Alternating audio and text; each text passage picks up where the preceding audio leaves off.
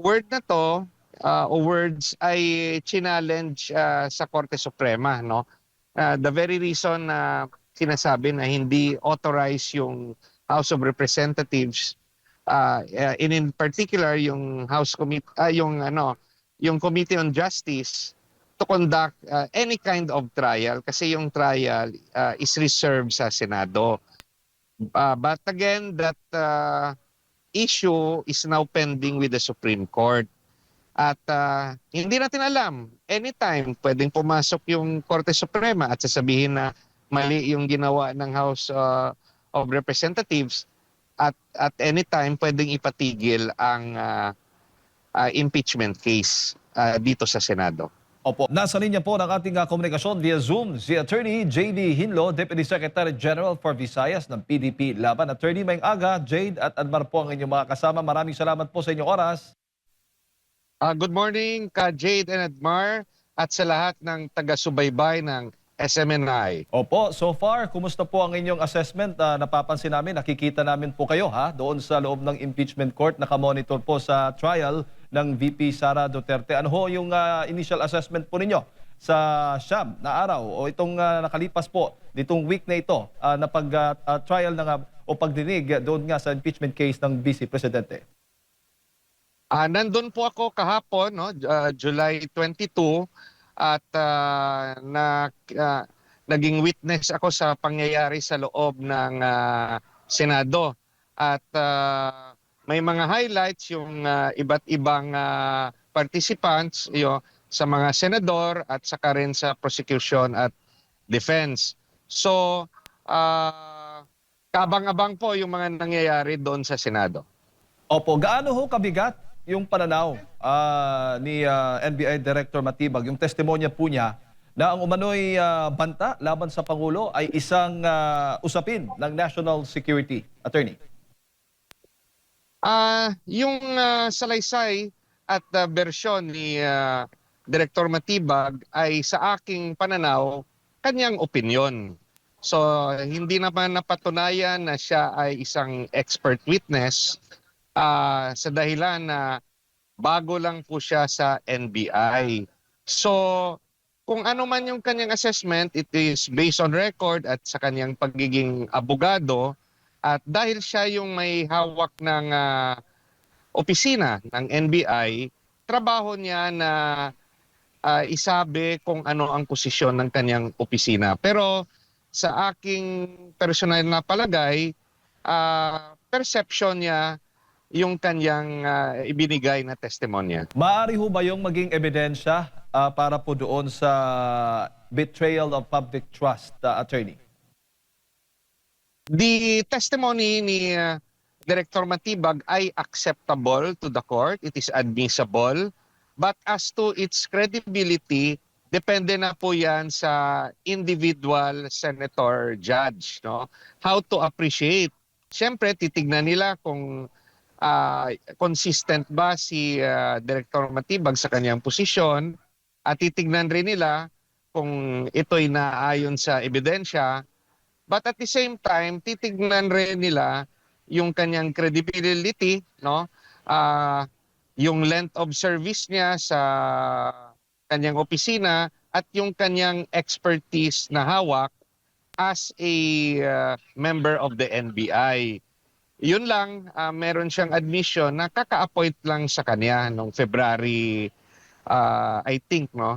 So, it now depends on the senator judges kung paano nila i-appreciate yung lahat ng circumstansya patungkol sa testimonya ni Director Matibag. Opo. Nang sabihin po ni Director Matibag na betrayal of public trust has already been consummated. Ano ho bang ibig sabihin nito para sa kaalaman ng ating mga kababayan? At hindi ba ito tila paghatol na po sa isang isyong dapat pang pagdidesisyon ng impeachment court? Yeah, yun nga yung sinasabi ko. Hindi natin maiaalis ang personal na paniniwala at opinyon ni Director Matibag. Ang kanyang opinyon ay 100% na totoo para sa kanya, pero depende na sa senator judges kung pareho rin yung kanilang paniwala sa testimonya ni Director Matibag. Gaya rin ng pag-testify nung dalawang miyembro ng NBI at respetuhin natin yon kasi yan yung kanilang paniwala base sa investigasyon nila na based sa video na nakuha nila sa mga sabi ni VP Sara. Opo, sinabi po ni Director Matibag na hindi po nila isinompina o binigyan po ng sampina o naglabas ng sampina laban po doon kay VP Sara dahil hindi rin umano ito dumadalo sa mga naunang sampina po sa pangalawang Pangulo. Legal ho ba itong ganitong paliwanag, Attorney? I think it was admitted by them na wala namang sampina but a mere invitation, no?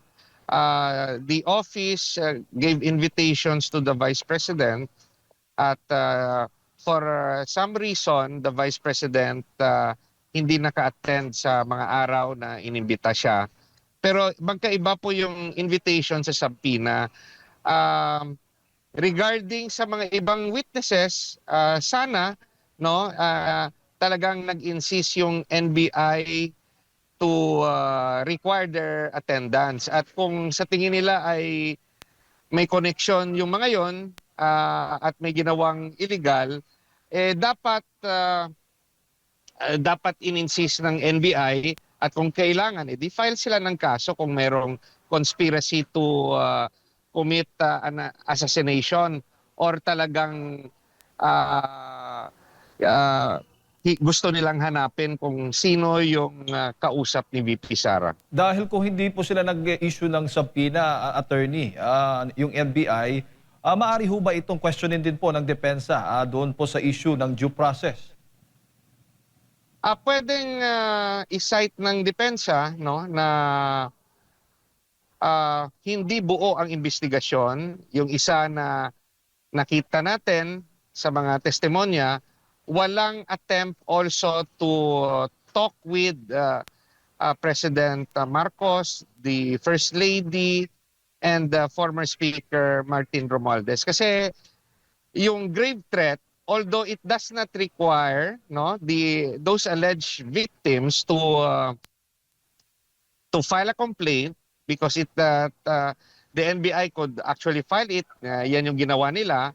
Pero regarding sa interpretasyon ng mga alleged victims, hindi natin alam officially, no? Yung when you say officially, dapat meron silang affidavit na isinabay sa complaint, no, na ginamit ng NBI when they filed a criminal complaint sa DOJ. Hindi nila alam kung ano yung interpretasyon ng mga alleged victims, no. Baka mamaya iisipin lang ng mga alleged victims na there was no real threat but let's say joke lang or sa kanila kapit-balikat lang o sa kanila bugso lang ng damdamin. Gaya rin sa kaso ni Director Matibag, nung similarly nakita natin no may lumabas na video na involving Director Matibag and another person na nagkaayos rin sila. So hindi rin natin alam no yung totoong saloobin ni President Marcos, ni First Lady at ni former Speaker Romualdez.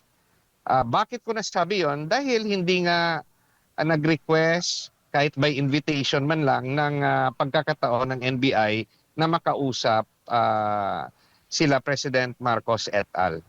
Opo, Attorney.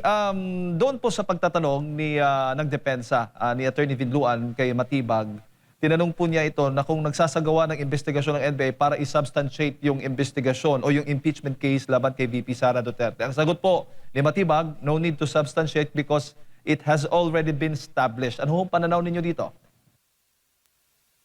Naintindihan ko yung ibig sabihin ni Director Matibag kasi hindi naman sila naghahanap ng let's say ng separate case, no. So far na let's say conspiracy to commit murder or to for the assassination, it's entirely a separate crime kung merong overt acts, no. as compared to the let's say the crime of grave threat. So yung pagkakaintindi ni Director Matibag, consummated na yung grave threat at ito'y ibinase nila sa mga pronouncement herself of the Vice President sa mga video na napanood nila. So, yung regarding sa actual na pagplano, kung totoo man ito, ongoing pa yung investigation ng NBI. So, yan yung sa akin pagkaintindi, yan yung ibig sabihin ni Director Matibag. Opo, kahit sinasabi po ni Attorney Matibag o ni Director Matibag na baga may pattern of violence, yun po yung kanyang termino ang ginamit, kailangan pa rin hong patunayan po ito ng mga ebidensya. Yun nga, it depends on the appreciation of the senator judges. Kasi yung testimonya ni Director Matibag, to my mind, is just his personal opinion and assessment sa mga nakalap nilang ebidensya. Yung tanong nga is he an expert witness to testify on the matter? He is, being the director, one witness that could testify on the stand of the NBI. But as to whether or not they have the, let's say, the capacity to render a proper assessment, yung tanong is they have to prove that he was properly trained in the art of investigation, the art of assessment of a threat.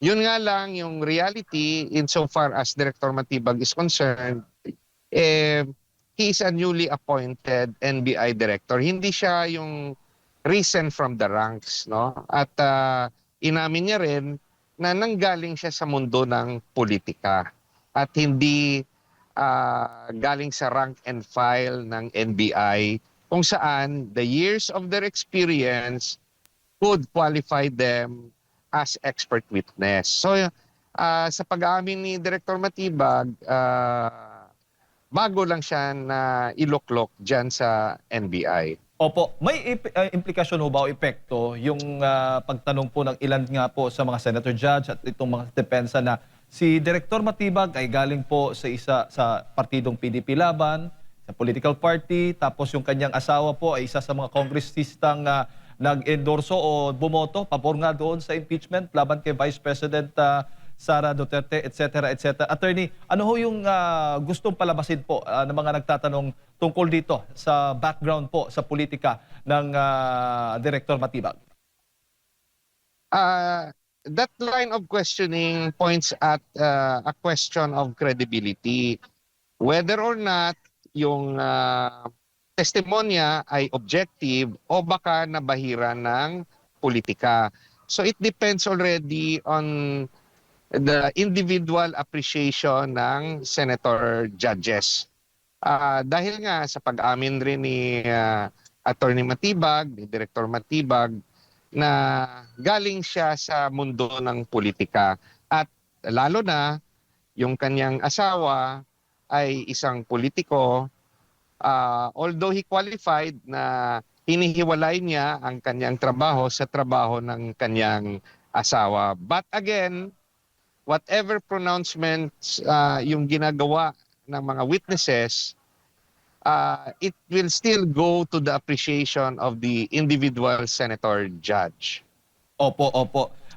Sinabi din ho ng NBI na mayroon na silang pangalan ng umano'y assassin. Ngunit hindi po nila ito matukoy sa publiko. Maaari ho bang gamitin ng impormasyong ito sa impeachment trial kahit hindi pa po tapos yung kanilang investigasyon, Attorney? Sa aking pagkakaintindi, wala pa po silang nahanap na pangalan na siyang itinuturong assassin. Sa aking pagkakaintindi sa kanyang testimonya, may mga persons of interest na sila na makakatulong sa pag later on identify ng yung alleged assassin na kinausap raw ni VP Sara. Yung importante sa testimonya ni Director Matibag, sinasabi niya na base sa admission herself ni VP Sara ay nabuo na ang kanilang konklusyon tungkol sa kaso na grave threat, no. So uh, as with regards to the identification of an alleged assassin, hindi pa na tutukoy ng NBI kung meron na ngang taong ito. Opo, at posible 3 hanggang 6 na buwan daw. Inaasahang makikilala po nila ito ng mga personalidad na umano'y assassin. Paano ito makakaapekto, attorney, sa impeachment proceedings? Kung nandun ka sa loob ng plenary sa Senado, makikita mo nga yung original answer ni Director Matibag, hindi siya nagbigay ng timeline. Kaso, yung nagtanong sa kanyang senador, I think baka si Senate President Win Gatchalian yun, talagang nag-demand no, ng timeline. Pero sa aking obserbasyon, noong umpisa, ayaw magbigay ng definitive timeline si Director Matibag.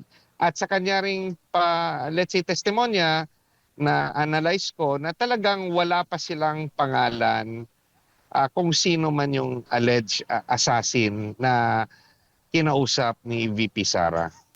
Opo, opo. Attorney, tungkol din ho doon sa impeachment process kasi nababanggit ng depensa na mini trial yung unang pagdinig nga ng Kamara doon sa impeachment case ni VP Sara, pero ino-object nitong prosecution. Ano ho ba yung legal na pagkakaiba ng dalawang ito, attorney? At paano po ito makakaapekto itong kredibilidad ng mga ebidensya kung ang mga ito ay unang natalakay sa House impeachment proceedings? If we recall, noong iniimbestigahan pa lang yung kaso ni VP Sara doon sa House of Representatives, I think in an interview, isa sa mga congressman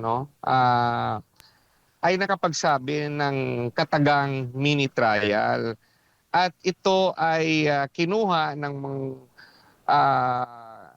publiko na yan ang ginawa ng Congress, no. So ito'y pinabulaanan naman officially ng mga miyembro ng Kongreso na hindi ito mini trial. So that particular word, no, or words ay nasabi outside the halls of Congress, at I think it was said during an interview.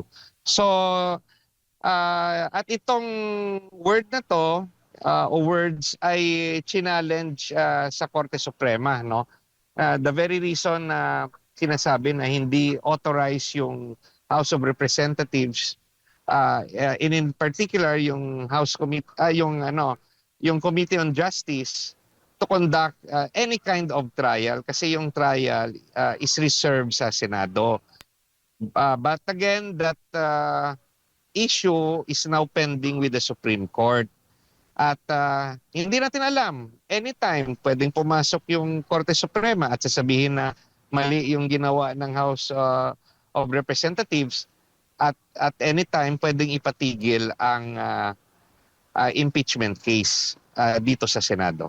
Opo. Huli na lang, bago ko ipasok kay partner Admar, attorney, doon sa trial, alin ho sa dalawa ang nakakuha ng mas malaking momentum? Yung prosecution ho ba o itong depensa? At at dagdag ko lang, may sapat na bang ebidensya o mga ebidensya na naipresenta dito sa Article 4? O kailangan pa ba ng prosecution na ng matitibay na testigo o ebidensya para po patunayan itong artikulo ito? I think the prosecution will be resting their case after the testimony of Director Matibag. I think tapos na yung kanilang presentasyon ng kanilang witnesses, and it will be the turn of the defense, no. So far, yung sa aking assessment, patas, no? Patas yung magkadalawang panig, no?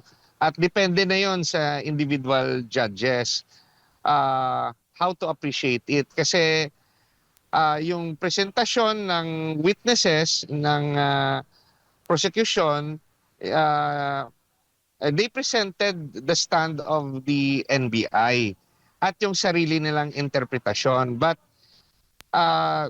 the judges will have to determine na granting there is or there was grave threat that happened, will this constitute as a high crime and will this constitute as betrayal of public trust? Kasi yung penalty naman ng grave threat sa criminal law ay mababa. At baka intindihin rin ito ng judges na pag sinabi mong high crime, yung penalty dapat mataas, nga reclusion perpetua o life imprisonment. It depends on their appreciation, magkakaiba silang lahat.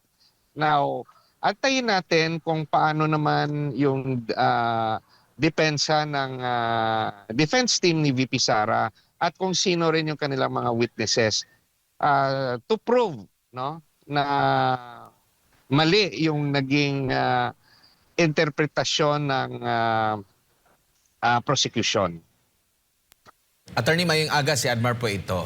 Kung pagbabatayan po yung nakalipas na 3 witness na pawang mga taga-NBI, makikita niyo po ba dito yung kalidad ng kanilang pag-iimbestiga? Lalo na humarap sa nakalipas na 2 trial, ang mismong pinuno ng NBI na maraming question doon sa doon sa kanilang pag-iimbestiga. Hindi po ba ito makakasira sa kanilang kredibilidad bilang lead agency, pangunahing ahensya ng gobyerno na nag-iimbestiga po sa iba't ibang klase po ng krimen, attorney? Sa personal kong opinion, the NBI could have done better. They missed, no, to interview President Marcos, the First Lady, and House Speaker Romualdez. Paano nila masabi na grave threat was committed, which sa impeachment they use as a ground to interpret na high crime yon at betrayal of public trust para ground, no, for the impeachment of the Vice President? Paano nila mabigay yung ganyang konklusyon? Hindi pa naman nila nakakausap ng personal yung mga alleged victims. Malay natin, sagutin ng mga biktima na nagkaayos na sila.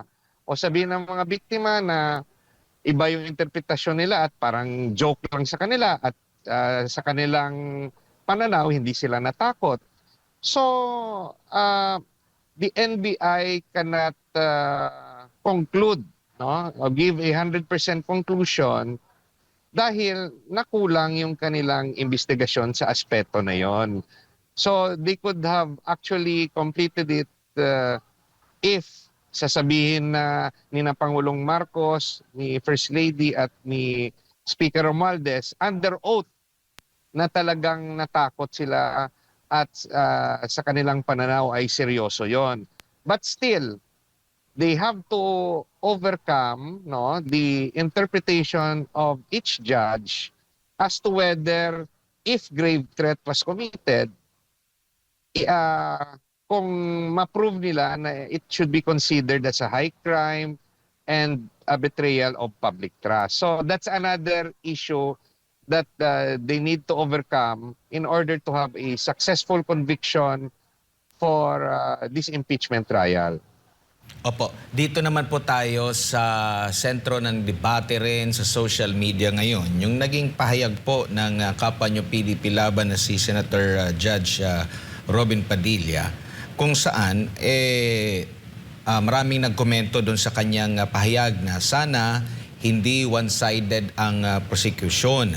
At nabanggit na sa isang panayam naman kay Congresswoman Jervy Luistro, parang sinabi niya na mas nakakapagtaka kapag neutral ang prosecution at kung i-defend namin yung respondent. At ngayon, doon sa mga nakakaintindi dito sa naging pahayag ng Senator Judge, may mga lumalabas din na kanilang batayan, no, sa sinasabi dito sa Canon 2, Section 31 ng Code of Professional Responsibility and Accountability of the Philippines. Quote unquote, the primary duty of a public prosecutor is not to convict but to see that justice is done. Ano pong masasabi niyo po dito, Attorney?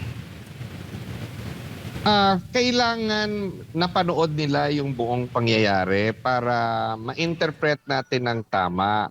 Yung sa akin, nandun ako sa loob, no, ng trial court at napanood ko yung umpisa, yung reaksyon ng mga audience, yung pag-object ni Senator Raffy Tulfo, yung mga sinasabi ni Senator Padilla. Sa aking interpretasyon, yung ibig sabihin ni Senator Padilla ay bakit, no, at napasama, at tandaan nyo, napasama yung issue ng Senator Judges, no. Yung ibig sabihin ni Senator Padilla ay bakit, no, pag sinabi ng prosecution na pwedeng magtestigo, no, yung mga witnesses, kahit may mga kaso, dahil nagtanong si Senator Padilla, bakit kayo nagpipresenta ng mga testigo na may perjury cases, may pending perjury cases? Ang sagot ng prosecution, pwede silang ipresenta pag hindi pa naman sila nako-convict with finality. So sa pagkakaintindi ni Senator Padilla, napaka-unfair yan. Bakit? Dahil may sa kanyang example, yung mga senator judges na wala pa namang conviction at sila'y naakusa, in particular, no, si Senator Jinggoy at Senator Marcoleta na nakakulong sa ngayon, ay binabawalan, no? At sinabi niya nga, binabawalan ng ombudsman. Siyempre yan yung standang ombudsman, pero yung nagbabawal yung Sandigan Bayan, yan yung ibig sabihin bakit hindi makatestify. So hindi naman ibig sabihin na hindi nirerespeto ni Senator Padilla yung proseso sa legalidad, no? May sariling rules rin kasi yung Sandigan Bayan. Sinight niya lang, no, na at ako kasi nakakasama ko si Senator Padilla, meron rin akong napanood na video ni Congresswoman De Lima na nagsasabi na sa kanilang interpretasyon yung regarding, no, yung the number of votes required, no, to convict ay yung posisyon ni na Congresswoman De Lima, who is part of the prosecution, ay dapat hindi bilangin ang boto ng mga judges na hindi nakaka-participate dahil sila ay nakakulong. So, to the mind, you must remember na si Senator Padilla laging nagbabase sa konstitusyon at sinasabi niya sa kanyang mga pahayag yung equal protection of laws saka due process. Sa aking palagay, yung nasa isip ni Senator Padilla nung nagkomento siya tungkol sa issue na yan, ay napaka-unfair naman po ng pagtrato ng prosecution regarding the senator judges na may hinaharap na mga kaso na hindi mabibilang yung boto o hindi sila makaparticipate sa trial at yung sa kanilang treatment sa witnesses na merong mga pending na kaso na hindi pa pinal yung conviction. So, naglalabas lang ng kanyang damdamin si Senator Padilla nga dapat patas ang batas at patas yung treatment at kasi pag hindi natin ito sundin, nalalabag rin yung due process. So, yan yung hindi kasi tuloy-tuloy yung naging argumento ni Senator Padilla dahil pumasok si Senator Raffy Tulfo. Pero kung papakinggan natin o papanoorin natin, kung may video kayo na kopya, kung anong nangyari sa puntong yon, Yan po ang ibig sabihin ni Senator Padilla sa aking interpretasyon. Opo, balikan naman natin yung naging pahayag din ni Attorney Melvin Matibag kaugnay nga dito sa pattern of violence daw po kung saan binalikan niya yung 1.5 dekada ng nangyari doon sa Davao City na pagsuntok ni then Mayor Sara Duterte sa isang sheriff. May kukonsider na ba itong pattern kung ito lang yung kanilang naging basehan, attorney, at yung mga ilang videos na sinasabi nilang nagbanta doon ang pangalawang Pangulo? Well, sa assessment ng NBI, that is their conclusion. Whether or not the senator judges will believe the NBI, nasa senator judge na yon, no? And again, the senator judges will be looking at the credibility of the witnesses, whether they have if they will see that this witness have the experience, have the right credibility to be believed into, yung testimonya ng witnesses ay makakaapekto sa magiging desisyon ng senator judges. But kung sa tingin ng judges na hindi naman sila expert witness, they don't have the professional capacity to render a conclusive opinion or assessment sa threat level, the senator judges will rule on the matter based on their personal biases, based on the video that they have seen. So, but of course, the witnesses are there presented by the prosecution to sway the personal belief of the senator judges. Remember, the video itself is the best evidence. Kung sa tingin ng senator judges ay ito ay sapat na ebidensya for grave threat, yung second question na susunod, they will have to determine if grave threat is to be considered a high crime and a betrayal of public trust. So, dalawa yung dapat dadaanan bago makonvict si VP Sara regarding this particular item, no? Yung regarding the threat, no? They have to prove that there is really a grave threat that can qualify sa impeachment as betrayal of public trust and it is a high crime. And second, whether they are qualified to convict as a high crime and as a betrayal of public trust. Alright. Attorney, maraming salamat po sa inyo po oras at sa pagbibigay po ng impormasyon ngayong umaga. Good morning po sa inyo. Mayong aga, SMNI, muli ang inyo amigo, Attorney JV Hinlo. Salamat, Gid. Ayan mga kababayan, si Attorney J.V. Hinlo, Deputy Secretary General for Visayas ng PDP Laban.